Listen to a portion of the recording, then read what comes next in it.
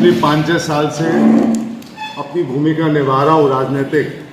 2015 के अंदर मेरा सभापति का कार्यकाल खत्म हो गया था। 5 साल मुझे धौलपुर की जनता ने बहुत बड़े पद से नवाजा था, जिसके लिए मैं नतमस्तक हूँ धौलपुर की जनता का।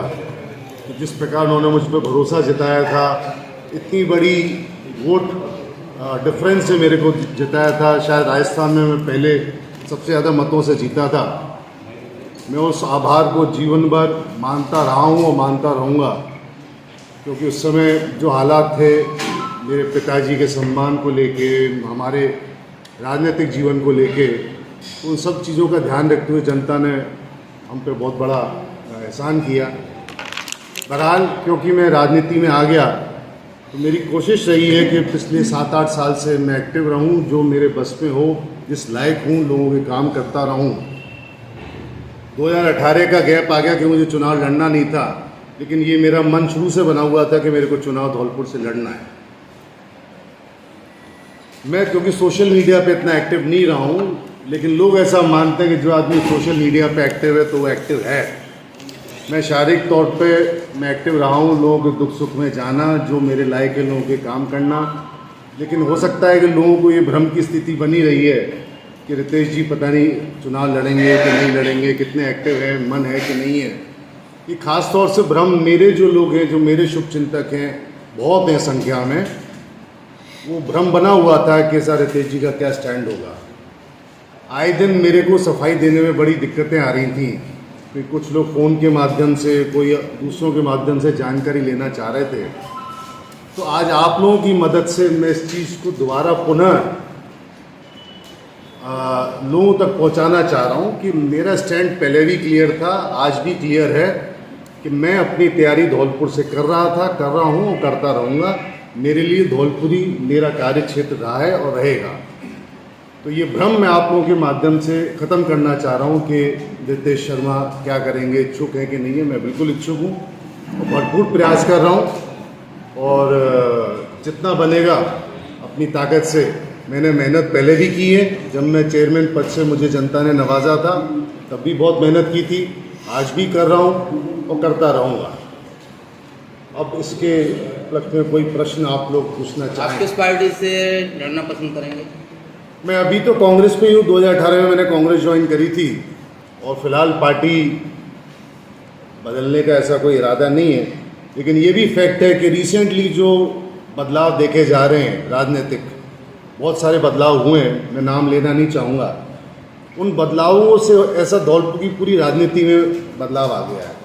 चाहे अशोक भाई साहब का जाना हो, चाहे मौजूदा विधायक का बीजेपी के खिलाफ वोट देना हो, इन परिस्थितियों से ये चीज़ तो तय हो गई है कि जो आज परिस्थितियां हैं वो शायद 1 साल बाद ना रहें। बहुत सी चीज़ें नई निकल के आएंगी। तो अभी इस बारे में कमेंट करना कठिन होगा। हाँ, ये तय है कि मैं चुनावी तैयारी कर रहा हूँ और चुनाव लड़ूंगा। वैसे अशोक शर्मा जी के देहांत के बाद एक अटकल जिले में हलचल थी कि तीनों कोठियाँ एक हो गई हैं, उसके बाद चुनाव घर से कोई एक लड़ेगा। जैसे अभी कुछ दिन पहले भी एक आया था, मैसेज आया था कि अशोक शर्मा जी की पत्नी को चुनाव लड़ाया जाएगा, नीरज जी को राजाखेड़ा से। तो ऐसे में स्थिति अगर वो चुनाव में रायगढ़ जाते हैं तो आप उसके बाद चुनाव लड़ेंगे या नहीं लड़ेंगे? घर से ही लड़ेगा कोई? देखिए, पहली बात तो ये है कि हम 2 अलग अलग व्यक्ति हैं। ऐसे कई उदाहरण देखे गए हैं देश के अंदर कि एक ही परिवार के 2 लोग अलग अलग क्षेत्रों से, अलग अलग पार्टियों से लड़ते आ रहे हैं और बहुत ऐसे उदाहरण हज़ारों हैं। हमारे परिवार का ही उदाहरण है कि 93 के अंदर मेरे पिताजी बाड़ी से लड़े थे और ताऊ जी धौलपुर से लड़े थे। ताऊ जी जीते थे, मेरे पिताजी हारे थे। तो ये कहना कि साहब अगर वो लड़ेंगी तो मैं नहीं लड़ूंगा या मैं लड़ूंगा तो वो नहीं लड़ेंगी, इट इज़ टू अर्ली इस बारे में कहना। हाँ, वो लड़े, अच्छी बात है। अशोक भाई साहब ने वहाँ मेहनत करी है। 2018 में चुनाव वो लड़े थे, वहाँ से उनकी तैयारी भी हो रही थी। दुर्भाग्यपूर्ण वो चले गए, तो उसमें कोई बुराई नहीं। अगर नीरजा भाभी वहाँ से चुनाव लड़ती तो उनको करनी चाहिए तैयारी अपनी। सर, वर्तमान में कई कैंडिडेट चुनाव की तैयारी में, आप चेयरमैन भी रह चुके हैं और आपका जो समय था उसमें काफ़ी दूरियां हो चुकी। ऐसे में अब जनता से जुड़ाव कैसा रहेगा? देखिए, मेरे बड़े जो हैं, चाहे मेरे ताऊ जी, चाहे मेरे पिताजी, ये इतना बड़ा व्यवहार इन लोगों का है। मेरे पिताजी इतना बड़ा व्यवहार छोड़ के गए हैं कि मैं उसी व्यवहार को ही अगर बना के रखूँगा तो मैं नहीं समझता कि मैं लोगों से दूर हुआ हूँ। मैं पद पे हो सकता है नहीं रहा हूँ, लेकिन ये कहना कि मैं लोगों के संपर्क में नहीं हूँ, टूट चुका है संपर्क, शहरों के बीचों बीच बैठा हुआ हूँ और जो सूचना मेरे तक आती है मैं प्रयास करता हूँ उस आदमी तक पहुँचूँ। ऐसा ये इस बात में मैं विशेष ऐसा नहीं है जो आप सोचें। हाल ही जो प्रदेश की राजनीति है उसके अंदर शोभा रानी जिस प्रकार से भाजपा से विरोध किया, तो माना जा रहा है कहीं ना कहीं आगे जाके वो कांग्रेस से चुनाव लड़ेंगी।